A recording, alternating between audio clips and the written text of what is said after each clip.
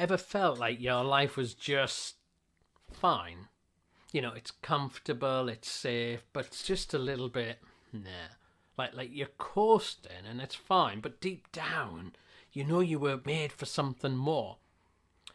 I just remember the scene in Lord of the Rings where Frodo, and he's like filled with doubt about the journey ahead, and he's talking to Galadriel, and she says to him this, she's like, even the smallest person can change the course of the future. And I always wonder, like, is that sort of adventure just for like made up stories, or is it possible in real life too? Because here's the thing, when researchers look at that, they find that the happiest people are not those living the easiest lives, but it's the ones who embrace new experiences, who say yes to stuff that's a little bit risky, who lean into curiosity rather than fear. And in our lives, don't those sorts of things make the best memories? Aren't those sorts of things the one that give us the stories to tell to others? So today what we're going to do is break down how do we make life feel a bit more like an adventure, and like what is it that stops us living that way, and how can we like overcome it so that we can just step into things that are a little less ordinary and a bit more fulfilling. So when was the last time you felt truly alive? I remember when I was leading this youth group and it all gone like a bit stale and a bit like dead, and so I spoke to a guy I knew who had like this empty shop in town, and I gathered the young people together and I said, listen, we've got this empty shop space in the centre of town, and what we're going to do, you're going to take it over for 7 days, and I want you to do something with it, and just let them think about it. And it just like energized the group as they bounced around ideas, and eventually they said, you know what we're going to do, instead of having a shop that sells stuff, we're going to get people to buy stuff, not for themselves but for people in countries who are in need. And so they started to like sell chickens and goats and cows, so people would buy them for families in need, maybe in like developing countries, and they could use it to generate their own income and set up little side businesses and stuff. And like the group just like went all in on this. Do you know what I mean? They were like dressing up as animals, wandering the streets, serving drinks, inviting people to come in. It was like total chaos. It was wild, but like it worked. You know, they raised like over £3,000. Like it was a ridiculous amount of money. But like more than that, they were just energized that they could make a real difference. And like they weren't just going through the motions, they were like fully alive. You could see it in their faces. And like they drew other people in who started coming along and they wanted to help. It was like adventure is contagious. And here's what we think. Here's what we forget as we're living our ordinary day lives, you know. There's a total difference between a quick dopamine hit and feeling alive. You know, how often we get drawn into chasing temporary excitement, scrolling, binging, distractions, etc. But it just leaves us feeling dead inside.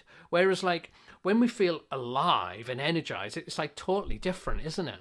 And I think that we feel alive when we're like doing something that matters, like when we're using our skills and gifts, that makes us feel alive inside. When we're creating something, when we're building something rather than just consuming stuff, and ultimately when we're living for something that's bigger than ourselves, rather than that making us smaller, that like enlarges our life, and it gives us this energy that just seems to last.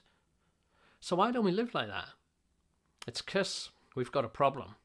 There was this baby camel, and it looks up to its mum and says, Mum, why do we have these like big humps on our back? And her mum's like, oh, it's to carry water and it sustains us through the desert so we can just walk for miles and miles and miles and miles. And then the baby camel looks down and is like, why do we have these big 3-toed feet? And it's like, oh, that's like, because when we're walking across the soft sand, across the desert, we can do it without sinking. And the baby camel's like, oh. And like, the camel's like, what about these like long eyelashes? Why do we have them? They feel a bit weird. And he says, oh, that's because like when we're trekking these long distances, it keeps all the sand out of our eyes so we can keep going. And even when there's a sandstorm, we can just be unstoppable as we trek these distances through the wildness of the desert. And the baby camel interrupts and says, but Mom, and she's like, yeah. Says, like, well, why are we living in a zoo then? And we can feel like that. That can be our lives, that we have these like gifts and talents and dreams. There's so much possibility in our life, but instead we just end up trapped like we're living in a zoo, going through these routines and just numbing ourselves with distractions. And our life just seems to be so much smaller, that we weren't meant to be built for cages. We were built for adventure. So what's stopping us? And I think there's three things that are at war with our need, our creation of adventure. And the first one is like we're encouraged to numb ourselves, to distract ourselves, to entertain ourselves to death with stuff that feels good in the moment, but actually doesn't give us the life that we're really seeking. The second thing is we doubt ourselves. Right? We're like, I could never do anything. I'm no one special. I'm not good enough. Who am I to live some sort of adventurous life? And then the third is that we have no vision for it because it's just not the norm. We don't see other people doing it. And so we never imagine what is really possible. And we just get trapped and we imagine this is how it's supposed to be. But here's the truth. Like the greatest adventures, they don't happen by accident. They don't come and knock on your door. You've got to look for them and you've got to choose them. There's a really important verse in the story of Esther in the Bible that can like really trigger the change that we need, I think. And Esther, she becomes the queen of Persia. And Xerxes gets rid of his old wife because he's not very happy, and he has this beauty contest, and she's a Jew in this foreign country, but she ends up rising to this kind of position of power, but she's a woman, so she doesn't really have any power. And the king's advisor is having this bit of a standoff with Esther's uncle, Mordecai.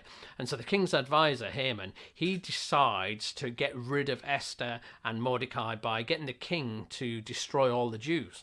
Now, the king doesn't realise his wife's a Jew or what he's doing. He just follows his advisor. And there's this edict that's going to like destroy the Jewish people. And Mordecai is like panicking. He goes to see Esther. And you see this in chapter 4, verse 14.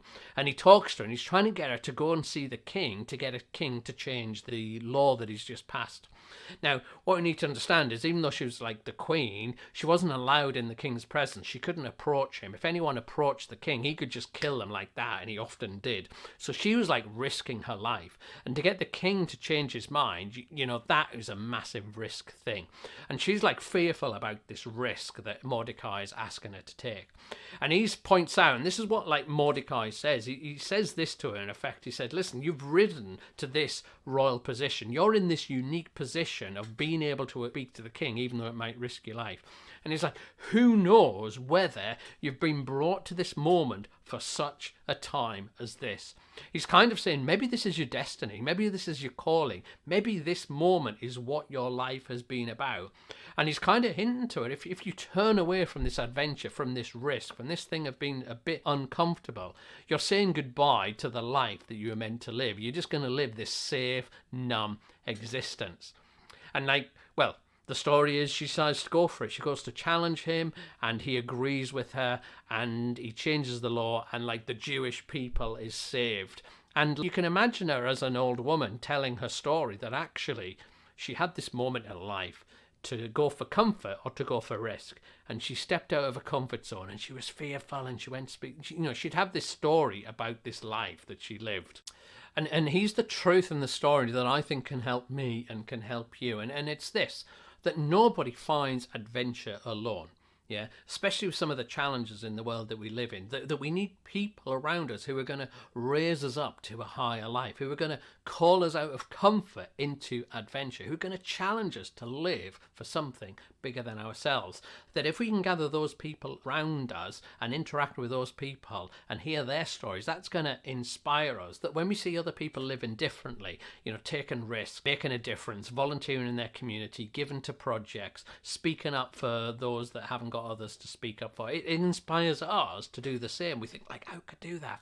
And that's why, I'm part of a church and we meet regularly and we share stories about our lives and we just listen to each other. And knowing that you're not alone in trying to live an adventurous life is the thing that can energize you.